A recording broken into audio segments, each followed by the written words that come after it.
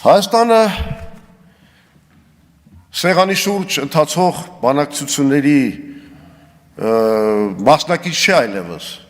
նա այդ սեղանին դրված ուտելիքի կարգավիճակի մեջ է հայտնվել, ինչպես Չեխոսլովակիան 1938 թվականին Մյունխենի կոնֆերանսում։ Փաշինյանը դարձել է Ադրբեջանի գործիքը, փորձում է Հայաստանից սարքել Ադրբեջանի վասալային պետություն,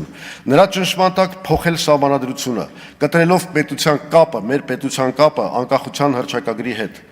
Նա ուզում է վերացնել մեր անվանական ինստիտուտները եւ խորհրդանիշները, այս իր պայքարը հայ առաքելական Սուրբ եկեղեցու դեմ։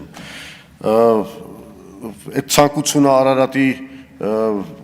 Արարատը հանել, Արարատի նշանը հանել մեր զինանշանից։ Իրական Հայաստանի գեղագիտական տեղորոշման այս զառանցանքը կամ 4-րդ հանրապետությունը այս փաթեթավորման տակ ընդամենը կատարվում է հետևյալը. մեր ժողովրդի վզին նա ուզում է փաթաթել ադրբեջանահպատակ հայկական պետության մոդելը։